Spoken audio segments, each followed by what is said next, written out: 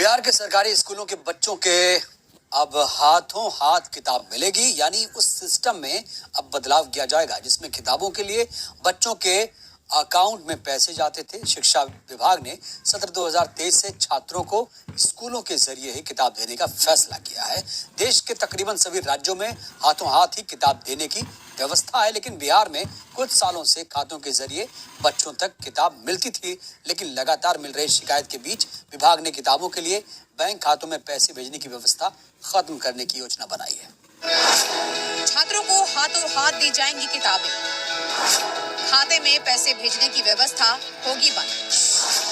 साल 2023 से स्कूलों में दी जाएंगी किताबें। सरकारी स्कूलों में किताबों की खरीद को लेकर पुरानी व्यवस्था को बंद करने का फैसला किया गया है। क्लास 1 से 8वीं तक के छात्रों को अकाउंट में पैसा ना भेजकर हाथों हाथ किताबें दी जाएंगी, यानी स्कूल में ही छात्रों को किताबें दी जाएंगी। ये फैसला अगले साल के सत्र में लागू किया जाएगा।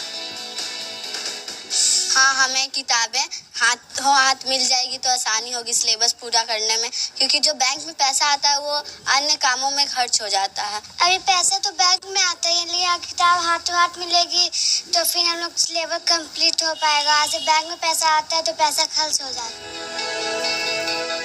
पहले भी स्कूल के जरिए ही किताबें दी जाती थी, लेकिन फिर बदलाव किया गया और अकाउंट में पैसा दिया जाने लगा।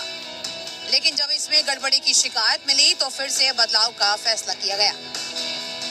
लिहाजा अब विभाग ने सत्र 2023 से किताबों को छपवाने का फैसला किया है। विभाग के शीर्ष अधिकारियों के मुताबिक एक हफ्ते के अंदर पब्लिशर्स का चयन करके टेंडर कर दिया जाएगा। नए शैक्षणिक सत्र के पहले महीने में यानी अप्रैल में ही किताबें हर छात्रों को मिले, इसे सुनिश्चित किया जाएगा। बिहार में प्राथमिक स्कूलों की संख्या 72,000 है। प्राथमिक सरकारी स्कूलों में पढ़ने वाले छात्रों की संख्या करीब 1.5 करोड़ है।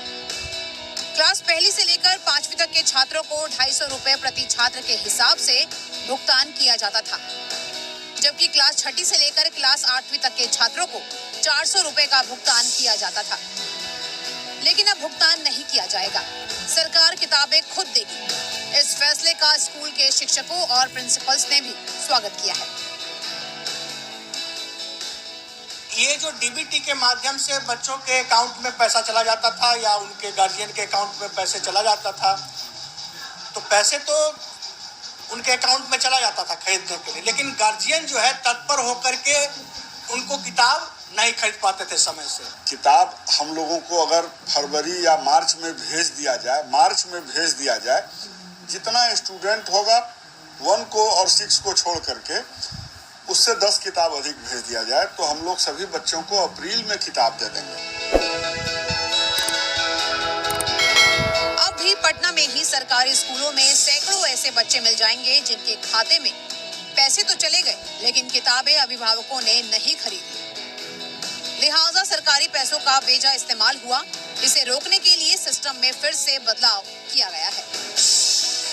पटना से प्रीतम कुमार के साथ ब्यूरो रिपोर्ट, ज़ी मीडिया।